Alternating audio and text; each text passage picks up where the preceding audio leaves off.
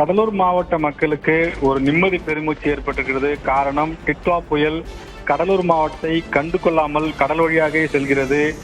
கடலூர் மாவட்டத்தை பொறுத்தவரைக்கும் நேற்றிலிருந்து மழை பெய்தது. ஆனால் இன்று காலையிலிருந்து மழை முற்றிலுமாக முடிவுக்கு வந்துள்ளது. காற்றும் பெரிதாக இல்லை.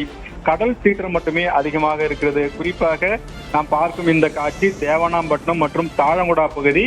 இந்த இரண்டு மீனவ கிராமங்களிலும் தான் தற்போது நாம் பார்த்துக் கொண்டிருக்கிறோம். பிரத்யேகமாக கழுகு பார்வை காட்சியில் பார்க்கிறோம். டிட்வா புயல் கடலுக்குள் இருந்து கடல் கொந்தளிப்பை மட்டும் மிரட்டி காண்பிக்கிறது நமக்கு. கடல் வழியாகத்தான், கடலூர் வழியாகத்தான் செல்கிறேன், ஆனால் கடலூரை விட்டு செல்கிறேன். கடல் வழியாக செல்லும் சமயத்தில் தான் தற்போது கடல் கொந்தளிப்புடன் காணப்படுகிறது. அதை புதிய தலைமுறை பிரத்யேகமாக கழுகு பார்வையில் காட்சிப்படுத்தியுள்ளது.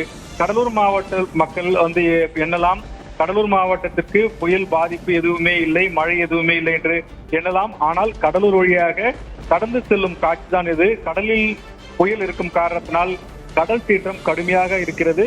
ஏற்கனவே மீனவர்களுக்கு பல்வேறு விதமான எச்சரிக்கைகள் விடப்பட்டிருந்தது. கடல் சீற்றம் அதிகமாக இருக்கும் காரணத்தால் படகுகள் பாதுகாப்பான இடங்களில் நிறுத்தி வைக்கப்பட வேண்டும்.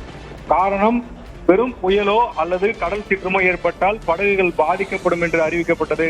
இதனால் மீனவர்கள் படகுகளை பாதுகாப்பாக ஏற்கனவே நிறுத்திவிட்டார்கள். டிட்வாவை பொறுத்த வரைக்கும் கடலூர் மாவட்டத்திற்கு எந்த விதமான பாதிப்பையும் தரவில்லை. அதே சமயத்தில் லேசான மழையை கொடுத்துள்ளது. அதிகபட்சமாக சேத்தியாத்தோப்பு பகுதியில் 12 சென்டிமீட்டர் மழை மட்டுமே கொடுத்தது. இந்த புயல் பெரும் மழையை தரும். இது அடுத்ததாக வரும் கோடை காலங்களுக்கு தண்ணீர் பற்றாக்குறை போக்கும் என்று எதிர்பார்க்கப்பட்ட வேளையில் மழையை கூட கொடுக்காமல் இந்த டிட்வா புயல் கடல் வழியாகவே கடந்து சென்று விட்டது.